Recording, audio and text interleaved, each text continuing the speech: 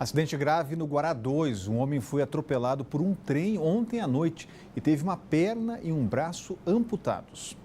O acidente ocorreu por volta das 9h30 da noite em uma ferrovia que fica entre a QE 40 e o Guará Parque. Jackson Ponte Souza, de 27 anos, foi socorrido pelos bombeiros no local do atropelamento. Ele deu entrada no Instituto Hospital de Base com uma perna e um braço amputados. O maquinista disse à polícia militar que viu Jackson deitado em cima dos trilhos, mas não teve como frear a tempo de evitar a tragédia. Uma ocorrência foi aberta na delegacia da região para investigar o ocorrido. E atenção motoristas, por conta do feriado, as faixas exclusivas para ônibus estão liberadas para carros. A decisão é do DF Trans e do Departamento de Estradas de Rodagem e abrange as pistas das W3 Sul e Norte, também Setor Policial Sul, EPTG e EPNB. E a alteração é até às 11h59 desta noite. Olha, o presidente eleito Jair Bolsonaro anunciou o almirante de esquadra Bento Costa Lima Leite como novo ministro de Minas e Energia. Quem volta a falar ao vivo com a gente é a Carolina Vilela, trazendo mais informações. Carol? Então, Rodrigo, olha só, o presidente eleito Jair Bolsonaro, ele fez esse anúncio mais uma vez, como já vem fazendo ali de costume, pelas redes sociais, pela internet, pelo Twitter, e escolheu ali para comandar o Ministério de Minas e Energia, o almirante de esquadra Bento Costa Lima Leite. Bento Costa Lima Leite, ele já atuou como observador de forças de paz da ONU e também já comandou submarinos da Marinha. Na própria Marinha, ele já foi ali secretário de Ciência e Tecnologia e Inovações. Atualmente, o almirante ele é diretor-geral de Desenvolvimento Nuclear e Tecnológico da Marinha e faz parte do Conselho da Nuclebras, que é responsável por desenvolver o Programa Nuclear Brasileiro, ou seja, tem experiência aí, bastante experiência nessa área. Então, com a indicação de Bento Costa Lima Leite para assumir o comando do Ministério de Minas e Energia, o presidente eleito Jair Bolsonaro, ele convoca ali mais um militar para compor o próximo governo. Rodrigo. Obrigado, Carol. Acompanhando a transição, Cláudio Humberto, um ministério que historicamente estava na mão aí do PMDB, ou agora MDB. Na verdade, esse ministério historicamente é controlado por lobistas, por forças de interesse, São grupos de interesse ali no ministério, todos eles interessados em obter decisões que são vantajosas para as empresas, poderosas empresas. Na área do Ministério de Minas e Energia, por exemplo, tem a Petrobras e todas as empresas do setor petrolífero, distribuidoras inclusive, essas que atuam como atravessadoras no mercado de combustíveis aqui no Brasil. A gente vê também no âmbito do Ministério de Minas e Energia todo o setor elétrico poderosíssimo, muito dinheiro, muitos interesses.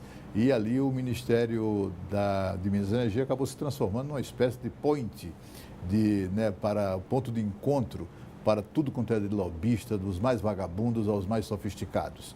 O presidente Jair Bolsonaro, ao escolher o almirante de esquadra para esse cargo de ministro, ele demonstrou que decidiu dar um basta a isso. Ele, na verdade, queria era extinguir o Ministério de Minas e Energia e colocar as suas atribuições sob o comando do ministro de Infraestrutura.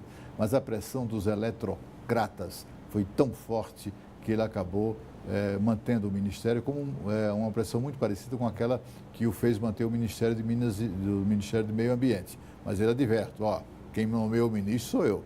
Então, também no Ministério de Minas e Energia, há muitos anos o MDB, o PMDB e o MDB controlavam o Ministério e seus negócios, principalmente, e meio que o ministro era uma indicação do partido, era uma indicação de grupos do partido. Agora não, agora a indicação é do presidente. As pessoas estranham que há muitos militares no governo Bolsonaro, mas e daí? A origem dele é militar. Esses militares são todos muito qualificados, têm condições, têm currículo que os credenciam a essas funções e têm a confiança do presidente. O fato de serem militares não o desqualificam de modo algum. E um painel de cerâmica inaugurado na Galeria dos Estados tem chamado a atenção de quem passa pelo local. A obra foi feita por estudantes do ensino fundamental do Gisno e de Ceilândia. As pinturas nos azulejos remetem aí à Declaração Universal dos Direitos Humanos.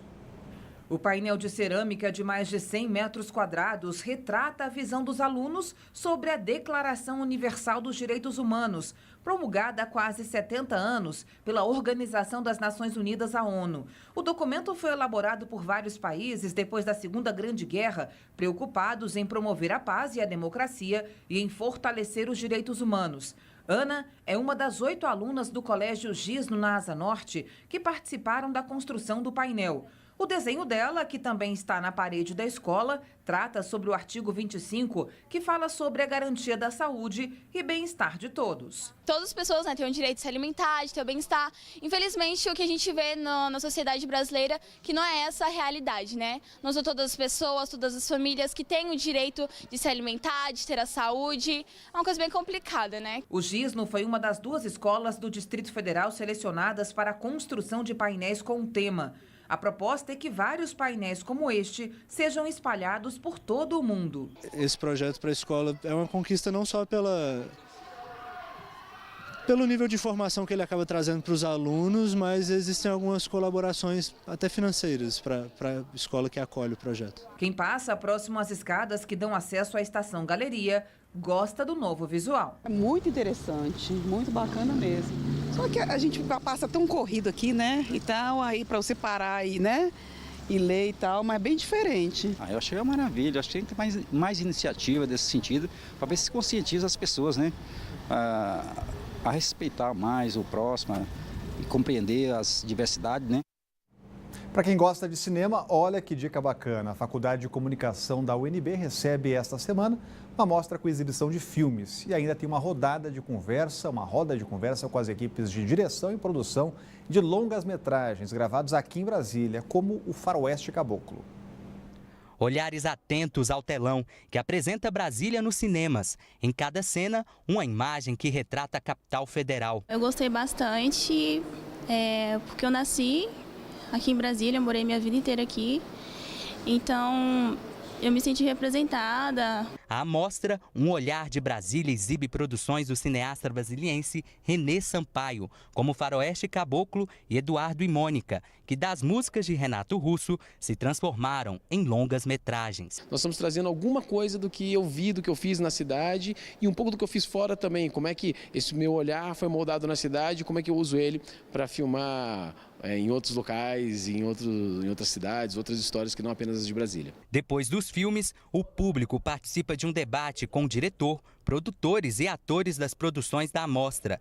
Uma troca de conhecimento e tanto. O cinema é uma das coisas principais de um país.